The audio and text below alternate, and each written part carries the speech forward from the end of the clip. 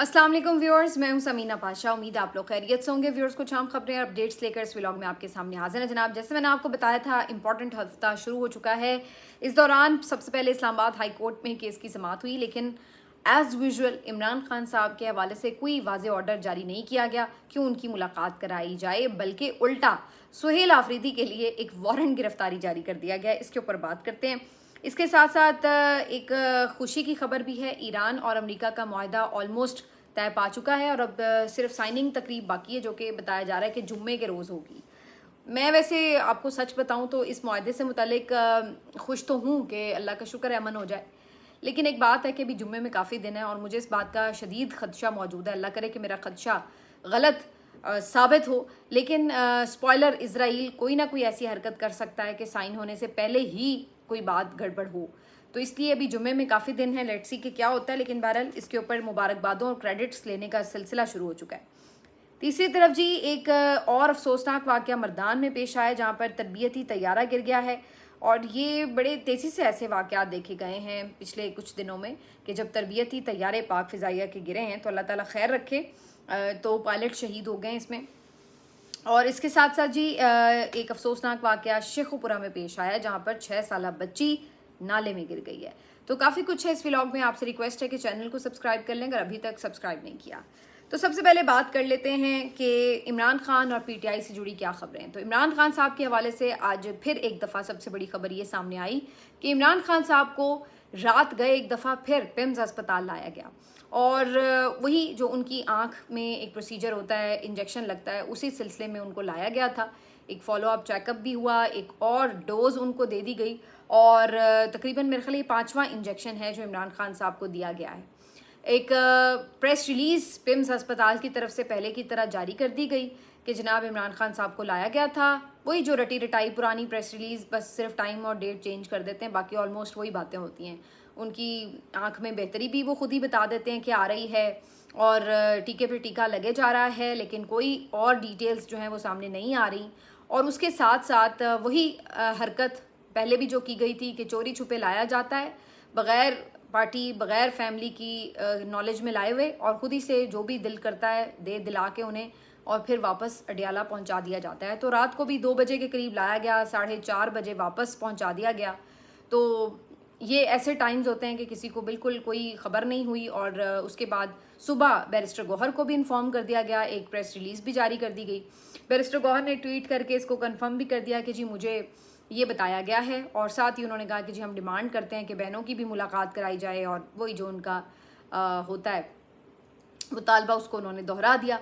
तो अब ये फिर एक वही बात है कि इमरान खान साहब की सेहत, उनकी आँख को एक मजाक बना दिया गया है और उनकी फैमिली को इस बारे में कोई डिटेल्स नहीं बताई जाती।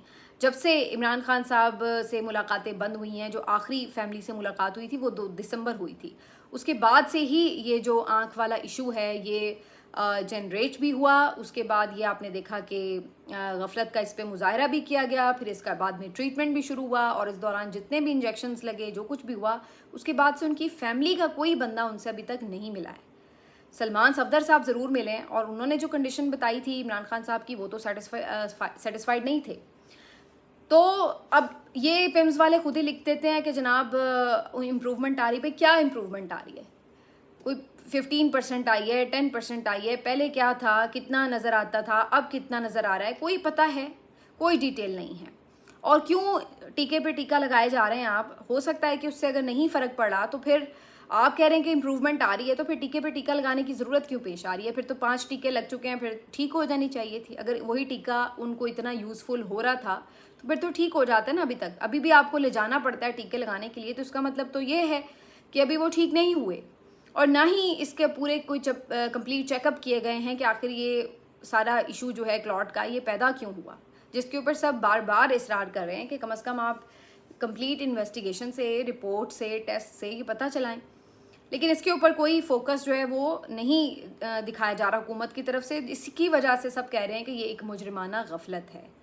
और पीटीआई जब नहीं लेके गए थे इमरान खान साहब को चंद दिन पहले, तो सारे हॉस्पिटल पहुंचे हुए थे, और अब जब लेके गए हैं तो किसी को कोई कानो कान खबर ही नहीं हुई। तो ये वाली सूरत हाल है। बहरहाल जी, दूसरी तरफ इमरान खान से मुलाकात करवाने का जो मुतालबा है सुहेल आफरीदी का, उस सिलसिले में उन्होंने एक पिटिशन भी दायर की थी इस्लामाबाद हाई कोर्ट में। आज उसके ऊपर समाअत हुई तो उस पिटिशन में काफ़ी ज़्यादा एतराज़ात थे और जज साहब ने कहा कि जनाब मैं ये एतराज़ात दूर करने के लिए आपको कुछ टाइम दे रहा हूँ, लेकिन मैं आज ही इस हवाले से ऑर्डर जारी करूँगा। लेकिन उसके बाद क्या होता है कि अभी तक कोई ऑर्डर उनकी तरफ से जारी नहीं हुआ, जिसका मतलब यही है कि इमरान खान से कोई मुलाकात नहीं करवाई जाएगी। अगर करवानी हो तो फिर ये झंझट की ज़रूरत ही नहीं होती। अदालत से अदालत की फॉर्मेलिटी कौन देखता है भाई। जब मुलाकात करानी होती है तो एकदम से कॉल्स आती हैं और उसके बाद सुबह 7 बजे भी दरवाज़ा खुल जाता है, रात 12 बजे भी दरवाज़ा खुल सकता है। तो जब करवानी हो तो मुलाकात का दिन हो या ना हो, टाइम हो या ना हो, फिर फ़ोन आते हैं और मुलाकात करवा दी जाती है। तो जब ना करवानी हो तो फिर आप अदालतों में सर पीट लें और जो मर्ज़ी कर लें, आपकी मुलाकात नहीं करवाई जाती। तो ये अदालतों में जाना, ये वो उसी वक्त अंदाज़ा हो गया था कि ज़ाहिर है उनके पास तो जो ऑप्शन है वो तो इस्तेमाल करेंगे, अच्छी बात है उन्होंने किया, लेकिन अंदाज़ा ये हो चुका था कि ये नहीं मुलाकात का ऑर्डर होगा और ऐसा ही हुआ।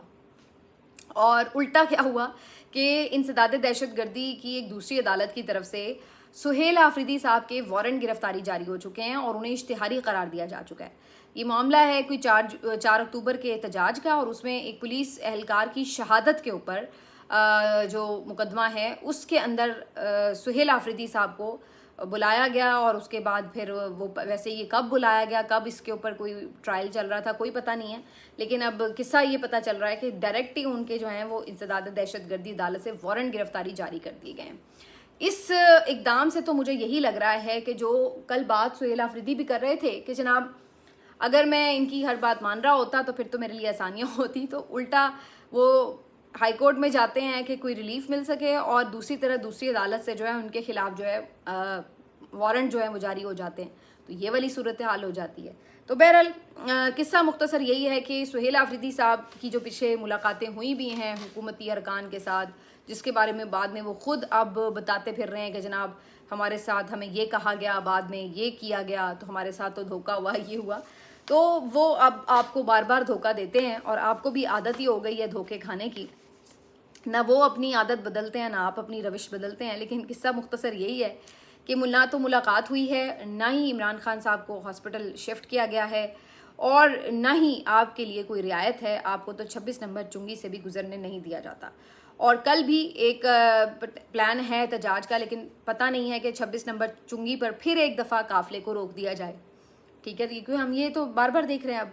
तो आपने कोई उसके लिए पहले स्ट्रेटजी बनाई हुई है कि आपने फिर किन रास्तों से जाना है या कैसे पहुंचना है अडयाला तक, क्योंकि ये भी तो एक मसला है ना कि एंड टाइम पे कह दिया जाएगा कि जी हमें तो रोक लिया गया। तो ये भी कहानी हम देख रहे होते हैं। तो वही बात है कि मज़ेदारी नहीं है। जो एक बात आप कह सकते थे कि जो एक्सपेक्टेशन नज़र आती है, जो दबाव की एक पॉलिसी थी कि भाई डाला जाएगा, प्रेशर डालेंगे, वो तो दिखाई नहीं दे रही। लेकिन उल्टा ऐसा भी लग रहा है कि उनका दबाव अगर आप नहीं ले रहे तो फिर आप के खिलाफ जो है वो काम तेज़ है, यानी आपके खिलाफ भी कार्रवाइयाँ हो रही हैं। तो ये सब भी चल रहा है।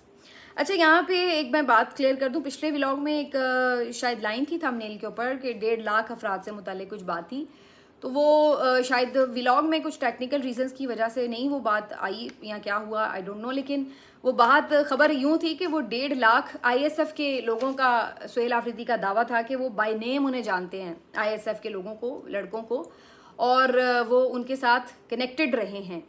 तो वो उनकी बात कर रहे थे बेसिकली कि इतने लोग मेरे साथ हैं। तो अगर 1.5 लाख लोग आपके साथ हैं तो लाएं ना भाई उन्हें अडयाला के बाहर, कोई देखे दुनिया कि हाँ भाई 1.5 तो छोड़िए, आप मैं कहती हूँ 1,500 अफराद ही ले आएँ। फ़िलहाल तो आप 15 अफराद नहीं ला सकते जो आपकी कैबिनेट के मेंबर्स होते हैं। तो 1.5 लाख अफराद आपके साथ कनेक्टेड हों, आप उनको बाय नेम भले जानते हों, लेकिन उसका आपकी पार्टी को, आपकी तहरीक को या आपके लीडर को तो फ़िलहाल तक कोई फ़ायदा नज़र नहीं आ रहा। लेकिन बहरहाल जी, अब ये वही जैसे मैं कह चुकी हूँ कि जो बजट वाला मामला है इसको भी 17 जून तक इन्होंने मुलतवी किया है। कोशिश यही है कि मीनवाइल कोई मुलाकात हो जाए। अब बीच में ये खबरें आ रही हैं कि जी शराइत के ऊपर जो है मामला तय नहीं हो रहे, इसने मिलना है, उसने नहीं मिलना, और फलां को जो है वो ये करना है। तो इफ़ एंड बट्स हैं दोनों तरफ से, तो इसलिए ये खटाई में मामलात पड़ रहे हैं। ये खबरें कुछ सहाफ़ी दे रहे हैं। लेकिन मैं ये समझती हूँ कि अगर हुकूमत ने सिर्फ एक फ़ैसला करना है, और हुकूमत से मतलब आपको पता है कि कौन है, निज़ाम है, ठीक है, तो उन्होंने सिर्फ एक फैसला करने के यहाँ मुलाकात करा दो, फिर उसके बाद कोई इफ एंड बट जो है ना वो मायने नहीं रखता। और मेरा नहीं ख्याल है कि अलीमा खान को ये पता चल रहा हो कि जी उज़्मा खान साहिबा की मुलाकात के लिए राज़ी हो गए हैं और वो कहें कि नहीं नहीं नहीं नहीं नहीं, जब तक मेरी नहीं मुलाकात होगी किसी की भी नहीं होगी। मैं नहीं समझती कि अलीमा खान साहिबा इस पॉइंट पे ये कहेंगी। वो तो समझती हैं कि इस वक्त इमरान खान साहब कैद तन्हाई में है, शदीद अजियत में है, तो उनकी अजियत ख़त्म हो, भले कोई जाके मिलाए उनसे, लेकिन कुछ तो पता चल जाए, कोई बहन मिलाए। तो इफ्स एंड बट्स जो हैं ये सिर्फ हुकूमत की तरफ से हैं, फ़ैसले करने वालों की तरफ से हैं। उन्होंने जब फ़ैसला कर लिया तो कोई इफ एंड बट जो है वो मानी नहीं रखेगा। और उन्होंने अभी फ़ैसला नहीं किया। अब तो ये भी बात जहन में आती है और यानी काफ़ी ये इसके इम्कान है कि ज़ाहिर है जब आप 6-8 महीने किसी बंदे को इस तरीके से अजियत का शिकार रखेंगे तो फिर आपको ये डर भी रहता है कि अब की बार जो बंदा जाएगा फिर उसके साथ वो कोई नरमी से पेश तो नहीं आएगा, फिर लाजमी वो कोई सख्त हिदायत दे सकता है बाहर वालों के लिए, तो फिर एक बाहर क्योस ना पैदा हो जाए ये वो। तो अब ये खदशात भी हैं। तो भाई पहले आप इतनी देर उसको रखते क्यों हैं कैद तन्हाई में? पहले ही नॉर्मलाइज चलने दें जैसे पहले चल रहा था। तो ये तमाम चीज़ें जो हैं वो सिचुएशन को बस ख़राब ही कर रही हैं, कोई बेहतरी नज़र नहीं आती। दूसरी तरफ जी ईरान डील के हवाले से आपको बता दें, ये ख़बर ब्रेक की है शहबाज शरीफ साहब ने भी, ईरानी मीडिया ने भी, कि एक मुआहदा जो है वो तय पा गया है अमेरिका और ईरान के माबैन। साइनिंग इसकी जो तकरीब है यानी दस्तखत की जो तकरीब है वो जनीवा में होगी फ्राइडे को और पाकिस्तान उसका होस्ट होगा। और ये जो है उन्होंने शुक्रिया वगैरह भी एक दूसरे का अदा किया है, जो अभी साइन नहीं हुए, लेकिन मुझे ये शक बरकरार है कि इजराइल इसमें कोई फिर से गड़बड़ कर सकता है और जिसको कहते हैं रंग में भंग डालने की पूरी कोशिश कर सकता है। तो इस बात के लिए दोनों फ़रीक़ैन को तैयार रहना चाहिए कि अगर कोई ऐसी वो चीज़ करे तो फिर मुआहदे से फिर भी पीछे ना हटें, लेकिन उसके बावजूद भी उसको जो है बाय फोर्स रोकना चाहिए डोनाल्ड ट्रंप को। तो अब इस मुआहदे में मिला किसे क्या है? तो सब कुछ ईरान को ही मिला है, अमेरिका को तो कुछ नहीं मिला ऑनेस्टली अगर देखा जाए, क्योंकि ईरान के ऊपर से कुछ पाबंदियां हट रही हैं, कुछ उनके जो मुंजमद असासे हैं वो बहाल किए जा रहे हैं। इसके अलावा जो आबनाए हुर्मुज़ है वो खोली जा रही है, लेकिन वो अमेरिका अपनी सक्सेस बता रहा है कि जी आबनाए हुर्मुज़ खोली जा रही है। हालांकि वो सक्सेस किस तरह है, वो तो जंग से पहले अदरवाइज़ भी खुली हुई थी, तो उसमें सक्सेस वाली कौन सी बात है? अमेरिका के जो अहदाफ थे कि रजीम चेंज करना है वो आप नहीं कर सके। हाँ, आपने उनकी क़यादत को ज़रूर शहीद कर दिया, लेकिन उसका फ़ायदा क्या हुआ?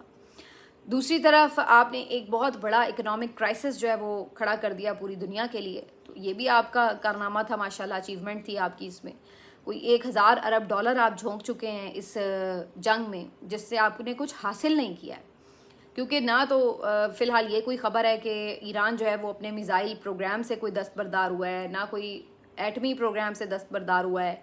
हाँ, वो इससे ज़रूर पीछे हटा है जो आबनाए हुर्मुज़ का मामला है, लेकिन वो तो पहले भी उधर वो सिचुएशन नहीं थी, तो बाद में आपके जंग की वजह से स्टार्ट हुई। तो इज़्ज़त जो मिली है, जो फातेह है, अब भले अमेरिका, ईरान, डोनाल्ड ट्रंप जो मर्जी कोई क्लेम करता फिर, लेकिन परसेप्शन क्या है? परसेप्शन तो सारी दुनिया में यही है ना कि ईरान जीता है, सबको पता है ये बात। तो आप हिस्ट्री में भी अगर देखेंगे तो ईरान के हवाले से ही लिखा जाएगा वो फातेह था और उन्होंने इनको घुटने टेकने पे मजबूर कर दिया।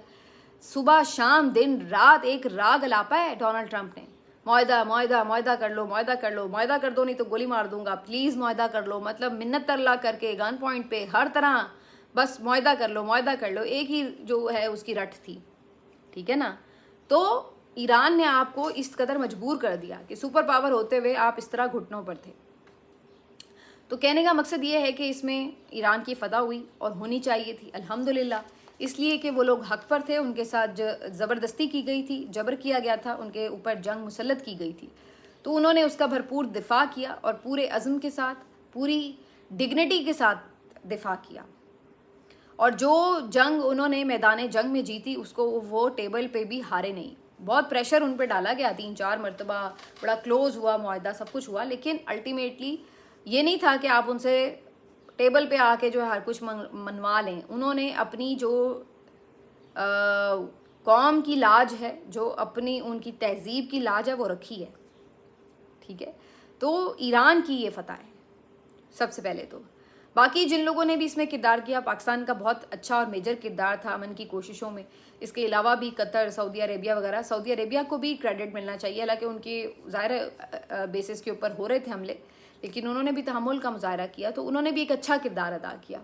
और बाकी भी जो ममालिक इसमें तुर्की वगैरह शामिल थे इस अमन की कोशिशों में, सब ने अपनी तौर पर भरपूर इसमें कोशिश की। लेकिन यहाँ पर जी अब एक क्रेडिट का सिलसिला शुरू हो चुका है और सब फील्ड मार्शल आसिम मुनीर साहब को बहुत ज़्यादा क्रेडिट दे रहे हैं कि जी ये अकेले उनका कमाल है कि उन्होंने अमन कायम कर दिया। तो वो तो एक्सपेक्टेड ही था कि इन्होंने ऐसे ही करना है। अच्छा जी, अब लास्टली दो जो हैं अफसोसनाक खबरें। एक तो मर्दान में एक पाक फ़िज़ाइया का तरबियती तैयारा गिरकर तबाह हो गया, 2 पायलट शहीद हो गए हैं। ये बहुत ही अफसोसनाक भी है और ये हैरान कुन भी है कि पिछले चंद दिनों के अंदर कई वाक़यात ऐसे रिपोर्ट हो चुके हैं, 2-3 वाक़यात। और अभी ये मुज़फ़्फ़राबाद में भी आपको याद है जो कश्मीर में एक जो है वो हेलीकॉप्टर तबाह हुआ था, जिसके नतीजे में 21 अफराद की शहादत हो गई थी। तो ये भी एक अफसोसनाक वाक़या पेश आ गया है। इसके साथ साथ शेखुपुरा में भी 6 साला बच्ची नाले में गिर के शहीद हो गई है, जाँ बहक हो गई है। अब इसके ऊपर भी सवाल ये है कि बार बार ये पता नहीं अब वाक़यात रिपोर्ट ज़्यादा होना शुरू हो चुके हैं या वाक़यात हो बहुत रहे हैं। ये बड़ी हैरत अंगेज़ बात है कि नालों में हमारे बच्चे गिर रहे हैं, CCD के हाथों गलतफहमियों के नतीजे में हमारे बच्चे शहीद हो रहे हैं। तो ये आप अंदाज़ा लगा लें कि ये पंजाब की गुड गवर्नेंस का मॉडल क्या चल रहा है। ठीक है ना, ये जो आपने CCD को लामहदूद इख्तियारात दिए, उसका ये नतीजा निकलना था। और हम तो शुरू से ये बात कह रहे थे कि भाई कोई भी इदारा हो, कोई भी शख्स हो, इस कदर उसको आप इख्तियारात दे दें कि उसके आगे कोई ना अदालत ठहरे ना कोई और बात, और वो अपने तौर पर हर चीज़ का फ़ैसला करे और उसको कोई पूछा ना जाए, तो ये किस तरह कहाँ जाके बात रुकेगी। और ये ऐसा फिर हुआ, खदशात दुरुस्त हुए। अब ये जो बच्ची हानिया है, ऑस्ट्रेलिया से जो फैमिली आई हुई थी और जिस तरह गलतफहमी में उनके ऊपर फायरिंग कर दी अंधाधुंध, अब ये किस कदर अफसोसनाक वाक़या है। अब ये जो CCD के सरबराह हैं, ये उधर गए चकवाल और उनकी फैमिली से इज़हार ताज़ियत भी किया, यकीनदानियाँ कराई जी हम इस सारे मामले को देखेंगे और करार वाकई सज़ा मिलेगी ये वो। लेकिन परों पे पानी अभी भी नहीं वो पड़ने दे रहे। वो अभी भी लगे हुए हैं कि CCD तो बड़ा ही बेहतरीन इदारा है, ये है वो है, एक वाक़या हो गया है उसकी वजह से जनाब इदारे को ये ना कहा जाए वो ना कहा जाए। यानी उनको अभी भी मुझे नहीं लग रहा था कि कोई शर्मिंदगी है इस बात की कि यार वाकई ये इस कदर अफसोसनाक वाक़या है कि दुनिया भर में बदनामी हुई है इस चीज़ से कि ये हैं आपके कानून नाफिज करने वाले इदारे जो अंधाधुंध फायरिंग कर देते हैं। किसी को आपने मौका ही नहीं दिया कि वो आपको अपनी शनाख्त बता सकता। तो ये यहाँ के हालात हैं और ये है मरीम नवाज साहिबा की सो कॉल्ड गुड गवर्नेंस का मॉडल कि बच्चे नालों में गिरे हैं, बच्चों को आप गोलियां मारकर शहीद कर रहे हैं गलत फहमियों के नतीजे में, लोगों के दूसरे आम लोगों को आप CCD के मुकाबलों में पार कर रहे हैं, जाली मुकाबले हो रहे हैं, आपकी पीरा फोर्स, आपकी फ़लानी फोर्स लोगों के रोज़गार तबाह कर रहे हैं, भत्ते लेने में मुलविस हैं। और ये मैं आपको बता रही हूँ, जो बहुत सारे रिपोर्टर्स से मुझे ऑथेंटिक इन्फॉर्मेशन मिल रही हैं कि ये फोर्सेस ने अपना बीच में भत्तों का काम चलाया हुआ है कि अब उनके पास इस बात की अथॉरिटी है कि जी उठाओ उठाओ उठाए। वो कहते नहीं अच्छा भी हम नहीं, हमारा रोज़गार चलने दो, अच्छा चलो फिर हर महीने हमें इतने पैसे दो। तो अब ये एक तमाशा शुरू हुआ हुआ है। पंजाब में रहने वाले जिस वक्त एक जहन्नुम में रह रहे हैं ना, और जिस अंदाज, एक तो वैसे ही गर्मी बड़ी इसलिए भी जहन्नुम है, और जो दूसरा यहाँ पे मुख्तलिफ फोर्सेस ने अत चुकी हुई है अंडर मरीम नवाज, उसकी आप अंदाज़ा नहीं लगा सकते कि तबाही का क्या आलम है। और ख़ुद मरीम नवाज़ का कोई अता पता नहीं है, अगर वो बीमार हैं उनके बारे में अजीबोगरीब रूमर्स भी फिर रही हैं। अब अगर जो भी सिचुएशन है भैया आप क्लियरली आके बता दें, इसमें क्या ऐसा मसला है छुपाने वाला। अगर कोई बीमार है तो अल्लाह की तरफ से बीमारी होती है, हर कोई बंदा बीमार हो सकता है। आप अल्लाह ताला उन्हें शिफायात करे, आप आके बताएं तो सही कि क्लैरिटी से कि क्या है। महीना हो गया वो मुकम्मल गायब हैं, कोई पता नहीं है, लेकिन कोई जो है वो बता भी नहीं रहा आके कि क्या हुआ है उनको, क्या उनकी हेल्थ कंडीशन है। और उसके अलावा जो फिर ऐसे में मामलात चल रहे हैं वो कैसे चल रहे हैं पंजाब के। अब ये इतना बड़ा इंसिडेंट हुआ है CCD का, इसके ऊपर चीफ मिनिस्टर साहिबा की तरफ से कोई स्टेटमेंट तक नहीं जारी हुआ। तो लेकिन टाउट हजरात आपको बताएंगे कि सब अच्छा है। मिलते हैं आपसे अगले वीलॉग में, अपना ख्याल रखिए, अल्लाह हाफिज़।